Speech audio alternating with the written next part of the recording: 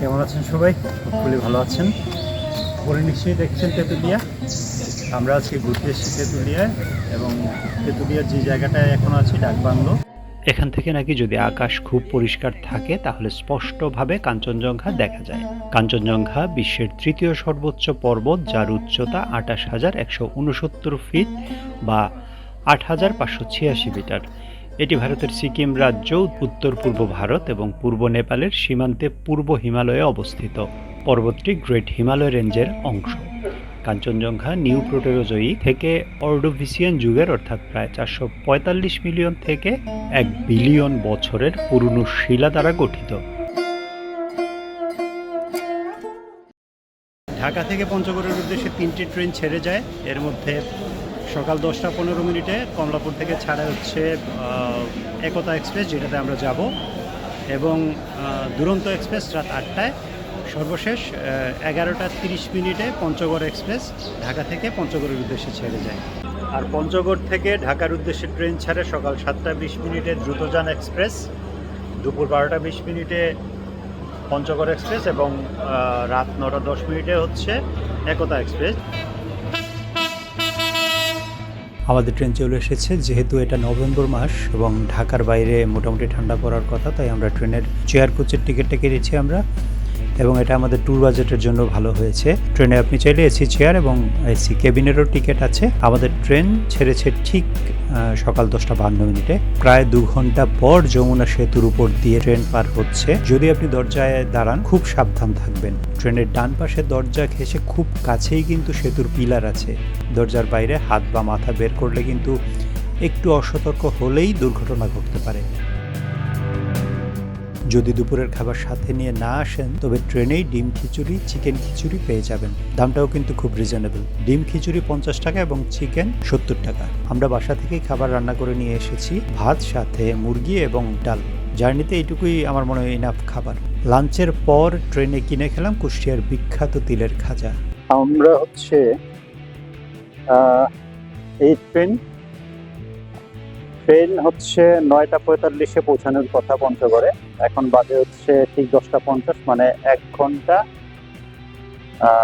10 minute 45, 1 ঘন্টা 5 minute হচ্ছে train late. তো এখান থেকে আমরা চলে যাব হচ্ছে এখন মৌচাক হোটেলের সামনে, ওইটা ব্রিজের ওই পারে। আমরা তো এর আগে আসিনি, আমাদের বড় ভাইয়ের কাছ থেকে আমরা খোঁজ নিয়েছি। ওইখানে হচ্ছে 11:30 পর্যন্ত বাস অপেক্ষা করে। ওই বাসটা ধরার চেষ্টা করে, যদি না পাই তাহলে নাকি ওইখানে সিএনজি পাওয়া যায়। স্টেশন থেকে বের হয়ে অনেকগুলো ভ্যান এবং টমটম অপেক্ষায় রয়েছে দেখলাম।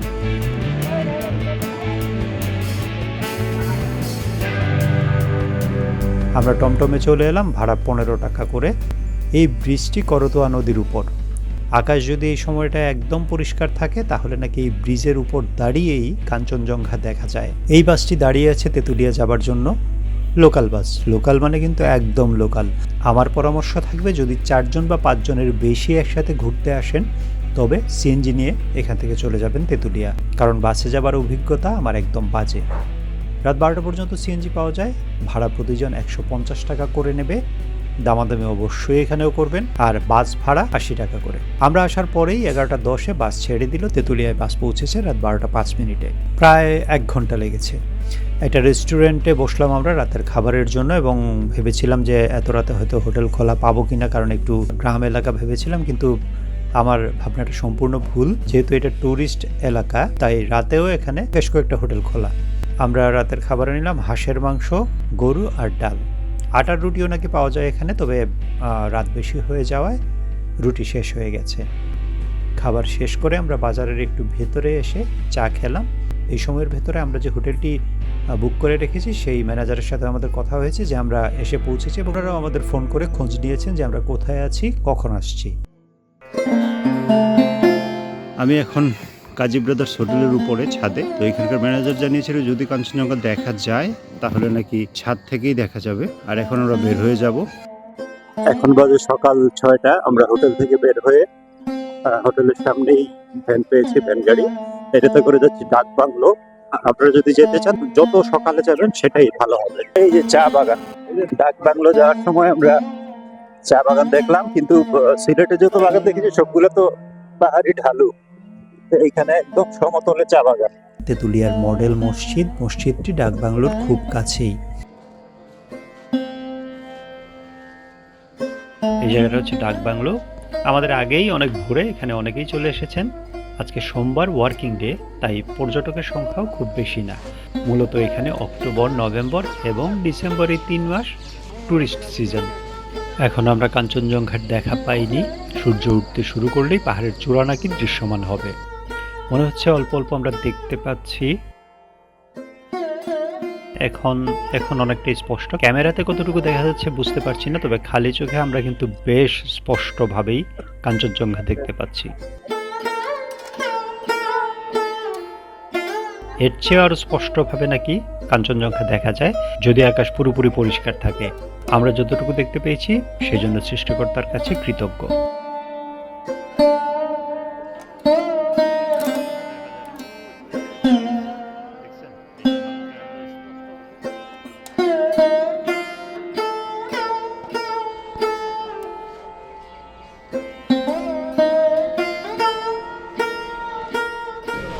এখান থেকে আমরা একটু নদীর দিকে যাই। এখানে এটা মহানন্দা নদী। এর উৎপত্তিস্থল হিমালয় পর্বতের ভারতের পশ্চিমবঙ্গ রাজ্যের দার্জিলিং জেলার অংশে। দার্জিলিং জেলা থেকে পশ্চিমবঙ্গের উত্তরাংশ দিয়ে প্রবাহিত হয়ে এটি বাংলাদেশের তেঁতুলিয়া উপজেলার বাংলা বান্ধা দিয়ে প্রবেশ করে। এরপর তেঁতুলিয়া পুরাতন বাজার দিয়ে আবার পশ্চিমবঙ্গের উত্তর দিনাজপুর জেলায় প্রবেশ করে। পরে মালদা জেলা হয়ে আবার বাংলাদেশের চাঁপাইনবাবগঞ্জ জেলা শহরের কাছে প্রবেশ করে পদ্মা নদীর সাথে মিলিত হয়। ডাকবাংলো ভিউ পয়েন্ট থেকে আমরা একটু ওই সিঁড়ি দিয়ে নিচে নেমে আসছি। এখান থেকে এসে দেখলাম এখানে চা বাগান দেখা যাচ্ছে। এরা কি পাথর সংগ্রহ করে?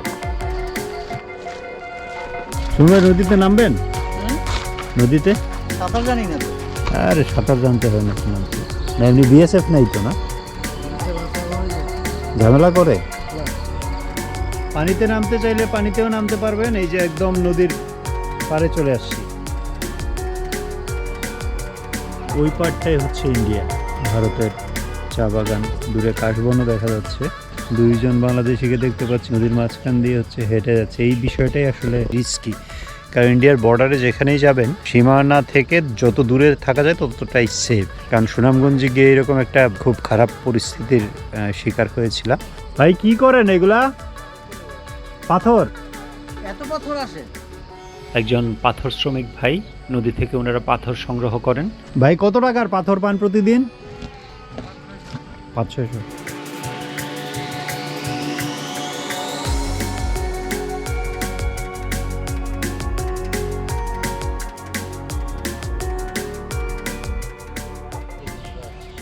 ডাকবাংলোর ঠিক নিচেই এই যে চা বাগান, মহানন্দা নদীর পাড়ে চা বাগান। বাগানটির নাম কি এখনো কোথাও দেখতে পাইনি। একটু সামনে যাব, সামনে গিয়ে দেখি। এইখানে একটা পিলার দেখতে পাচ্ছি। এটা পিলার। কি লেখা? Development board pillar number 60 establish 2020 West Bengal WB। এটা কি ইন্ডিয়ার পিলার? এখানে ইন্ডিয়ার পিলার কেন? ইন্ডিয়া বিএসএফ এখানে পিলার। আমরা আছি হচ্ছে বাংলাদেশে। এই যে বাংলাদেশের ডাকবাংলো, এই ডাকবাংলোর ঠিক নিচে এইখানে পিলার। এইখানে ইন্ডিয়ার পিলার। এটা কি জোর করে পিলার দিয়ে দিছে নাকি এখানে? হ্যাঁ হ্যাঁ, ওরা নদীর এই পার্ট তো বাংলাদেশের, তো বাংলাদেশের হলে এইখানে ওরা পিলার দেবে কেন? এটাই তো জাতির কাছে আশ্চর্য। এইখানে পিলার দিয়ে রাখছে, অথচ আমরা এই সামনে দিয়ে হাঁটতেছি। যে বাগানের ভিতরে যাবো, এখন সামনে যাই, চলো।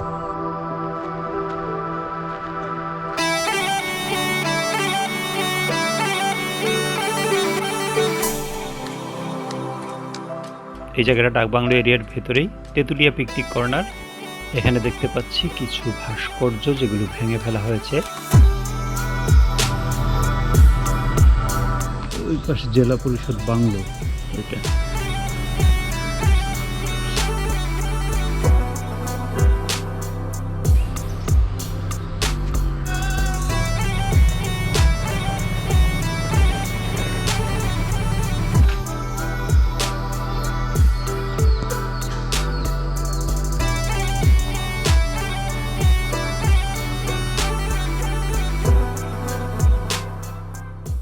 পিকনিক কর্নারের ভেতরেই চায়ের দোকানে আমরা চা খেয়ে নিলাম।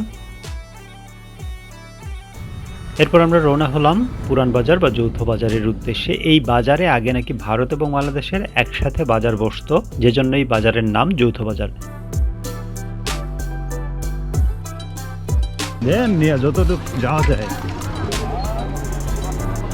সাবধান, সামনে সীমান্ত অতিক্রম নিষেধ। এই যে কাঞ্চনজঙ্ঘা তো এখান থেকে দেখা যায়। এখনো কিন্তু আমরা কাঞ্চনজঙ্ঘার চূড়া স্পষ্টভাবে দেখতে পাচ্ছি। ক্যামেরাতে আসলে কতটা স্পষ্ট দেখা যাচ্ছে জানি না। একটা বিমান দেখতে পাচ্ছি, এটা ভারতের বিমান। শিলিগুড়ির বাগডোগরা বিমানবন্দরে এটি ল্যান্ড করবে। নদীর পাড়ের জায়গাটা অনেক সুন্দর। ওই পারে হচ্ছে চা বাগান শিলিগুড়ি। দূরে মহানন্দা নদীর উপর শিলিগুড়ি ব্রিজ দেখা যাচ্ছে। এখানে হালকা চা নাস্তা করার জন্য বেশ কয়েকটা দোকান পেয়ে যাবেন।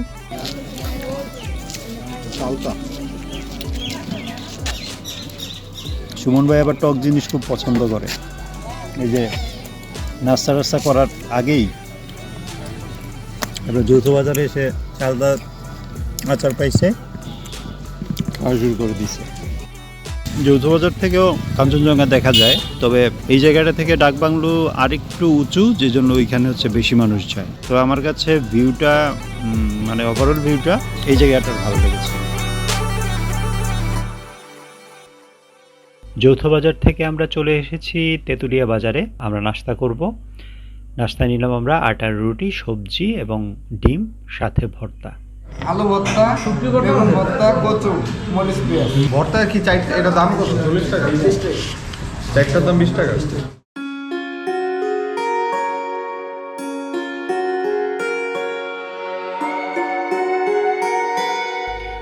তেঁতুলিয়ার নামকরণ নিয়ে কয়েকজনকে জিজ্ঞেস করেছিলাম। কেউ বলল বাজারের মাঝখানে যে তেঁতুল গাছ, এর নামে তেঁতুলিয়ার নাম।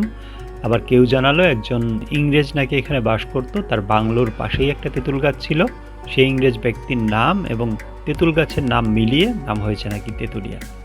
কাঞ্চনজঙ্ঘা দেখা শেষ করে আমরা হোটেলে গিয়ে একটু ফ্রেশ ট্রেশ হয়ে নাস্তা করে এখন হচ্ছে রওনা হচ্ছি গান্ধী টি স্টেট একটা জায়গা আছে, ওখানে যাচ্ছি। আমরা ভ্যান গাড়ি ঠিক করেছি চা বাগান এবং বাংলা বান্ধা একসাথে দেখার জন্য। ওনার পরামর্শ অনুযায়ী আমরা আগে যাব চা বাগানে এবং দেন ওইখান থেকে বাংলা বান্ধা দেখে তারপর হচ্ছে আবার তেঁতুলিয়া ফিরে আসব। রাস্তায় চা বাগান দেখলাম। এতদিন মূলত পাহাড়ে চা বাগান দেখেছি, কিন্তু তেঁতুলিয়া পঞ্চগড়ের চা বাগান সব সমতলে অবস্থিত। পঞ্চগড় জেলায় 9টি চা বাগান আছে। এছাড়া ব্যক্তি উদ্যোগে প্রায় 8,000-এর বেশি ছোট ছোট চা বাগান আছে। রাস্তার পাশে যে বিশাল বিশাল গাছ দেখতে পাচ্ছেন, এগুলো কিন্তু চা গাছ। গাছগুলো দেখার জন্য আমরা নামলাম। এটা হচ্ছে চা গাছ, কত বড়। এটা একটা বিচি হয়, বিচিগুলো এটা থেকে ফুল হবে। এটা চা গাছের ফুল আর এটা বিচি।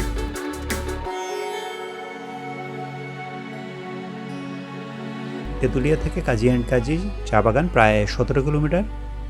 আমরা বাগানের সীমানায় প্রবেশ করলাম।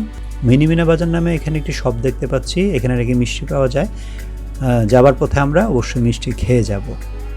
বাংলাদেশে দুইটা কাজী আছে, একটা হলো পোলট্রি মুরগির কাজী, আর একটা হলো নাবিন। এটা গাছ হলো হিন্দিতে বলে মাংমের সিঁদুর দিতে হয় এটা, আর বাংলাতে বলে দইয়ের রং। এবং বাংলায় কি বলে? দইয়ের রং দেয়। এটাতে ফল হয়, দইয়ের রং হয়। যে গাছ রংটা দই হয় না, ওই রঙের গাছ। আবার এটাকে সিঁদুরও গাছও বলা হয়। এদের আমলকি, বক্তব্য, বয়রা সবই আছে, চিরতবার এই এলাকায় কাজে এই যেগুলো ফুল হচ্ছে আর কত করে ফল হচ্ছে না, এখানে হচ্ছে চারা বানায়। এই বাগান দেখতে হলে আপনাকে পারমিশন নিয়ে ঢুকতে হবে, এটা সবার জন্য উন্মুক্ত না। আমরা আসছি এখন কাজী অ্যান্ড কাজী টি গার্ডেন তেঁতুলিয়ায়। বাগানের এই দিকটাই শুধুমাত্র দেখার জন্য উন্মুক্ত, বাগানের অন্যান্য দিকে যাওয়া যায় না। বেশ কয়েকটা কটেজ দেখতে পাচ্ছি এখানে, কিন্তু দেখে মনে হচ্ছে এগুলো ব্যবহার হচ্ছে না। আর লেকের উপরের ব্রিজগুলো এখানে ভাঙা।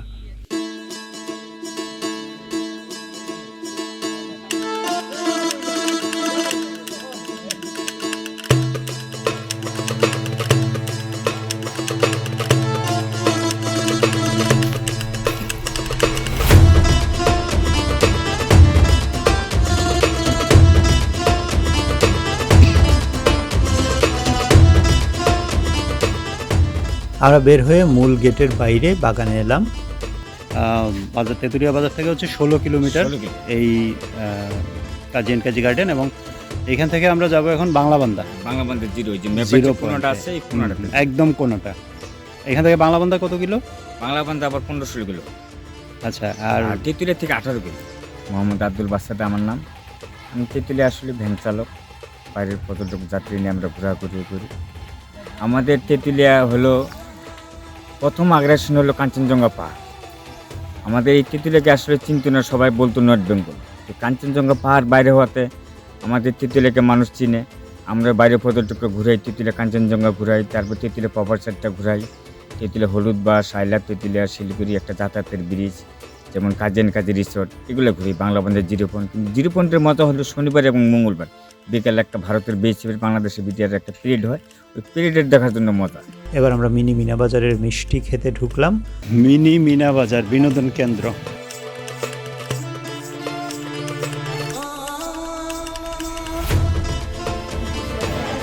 খেজুর গুড়ের এর যে বক্স মিষ্টি, খেজুরের গুড়েরটা নেই 4 পিস, আর ওটা নেই 4 পিস।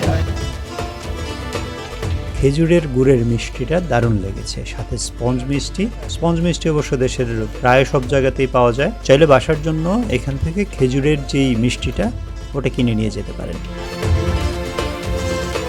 এবার আমরা রওনা দিলাম বাংলাবান্ধার উদ্দেশ্যে। তেঁতুলিয়া থেকে বাংলাবান্ধার দূরত্ব 18 কিলোমিটার, যেখানে আমাদের বাংলাদেশের শেষ সীমানা সেই জায়গাটা। আমরা এখন আছি বাংলাবান্ধা, কিন্তু জিরো গ্রাউন্ড যেটা ওইখানে যেতে পারিনি। ওইখানে হচ্ছে প্রতি শনিবার এবং মঙ্গলবার বিকেল 5টার পরে প্যারেড হয়, বাংলাদেশ এবং ভারতের যুদ্ধ হয়ে মহড়া হয়।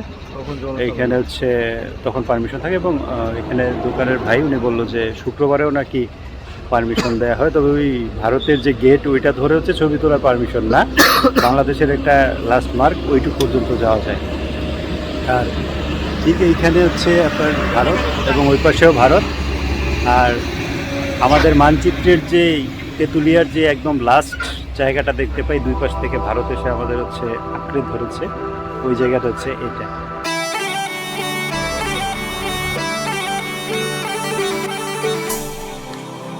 বাংলাবান্ধা থেকে ফিরে আমরা লাঞ্চ করে নিলাম। এরপর হোটেলে একটু বিশ্রাম নিয়ে আমরা চা বানানোর কারখানা দেখতে গেলাম। এখানে চা পাতা শুকানো হচ্ছে।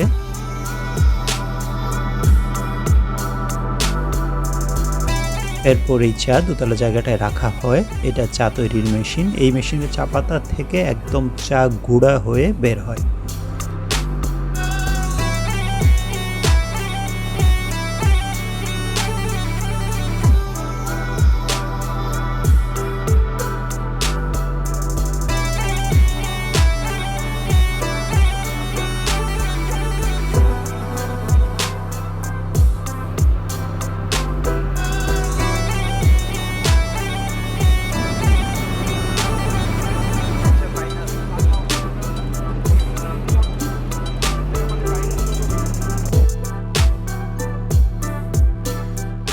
চা কারখানা দেখে আমরা এরপর গেলাম তেঁতুলিয়ার খুব নামকরা একটা চায়ের স্টল, যেখানে প্রায় 30 রকমের চা পাওয়া যায়। সেই সাথে অল্প দূরত্ব থেকে দেখা যায় ভারতের চা বাগান। এই যে একটা লেকের মতো দেখতে পাচ্ছেন, এর ঠিক ওপারে যে চা বাগানটা, এটাই ভারতের। তেঁতুলিয়া উপজেলার সদরের থেকে একটু দূরে মাগুরা বড় বিল্লা বলে এই এলাকাটার নাম।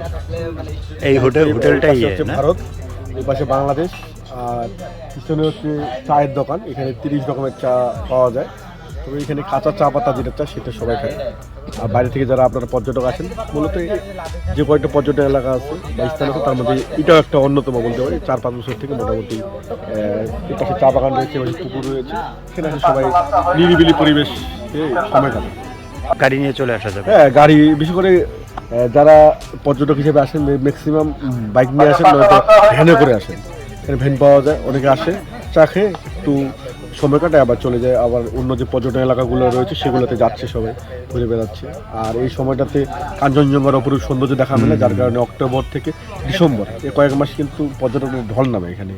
যেমন আপনারা এসেছেন, আপনারা আজকে দেখতে পেয়েছেন, অনেকে দেখতে পান না, ঘুরে যান। কিন্তু শুধু যে কাঞ্চনজঙ্ঘা ঘিরে যে সবার আগমন ঘটে তা না, এখানে পর্যটন এলাকা, সমতলের চা বাগান, বাংলাবান্ধা জিরো পয়েন্ট, শীতের আগাম যে আমেজ, সেটা কিন্তু এখান থেকে অনুভব করা যায়। আসলে দুই চোখ দিয়ে কাছ থেকে না দেখলে আসলে বোঝানো যাবে না যে আসলে এখানে পরিবেশটা কেমন। ক্যামেরার চোখ আর নিজের চোখ। আর যারা প্রকৃতি প্রেমী সবুজ প্রেমী তারাই মূলত এখানে আসে এনজয় করতে পারে। আর যারা জাঁকজমকভাবে বা বিভিন্ন কৃত্রিম বিনোদন কেন্দ্রগুলো দেখে যারা অভ্যস্ত তাদের কিন্তু এই পরিবেশটা ভালো লাগবে না। কারণ দেখেন যে চা বাগান আছে, যে চা বাগানটার মনে করেন যে একটা গাছের এই গ্যারেন্টি হচ্ছে আপনার 100 বছর। পাশাপাশি চায়ের সাথে আম বাগান রয়েছে, সুপারি বাগান, এগুলো মানুষ দেখে। এখানে আপনার বড় বড় মাছ থাকে। সামনে হচ্ছে আপনার ইন্ডিয়ার বর্ডার। আমরা কিন্তু আর কয়েক হাত আগাইলে কিন্তু আমরা পাবো যে ইন্ডিয়া।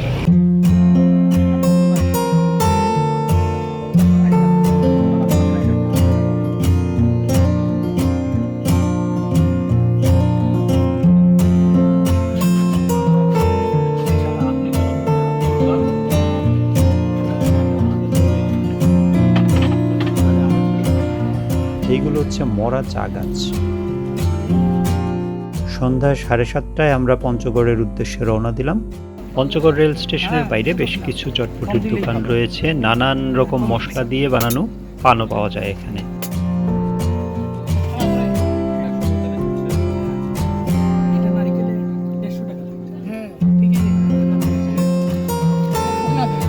খান খান।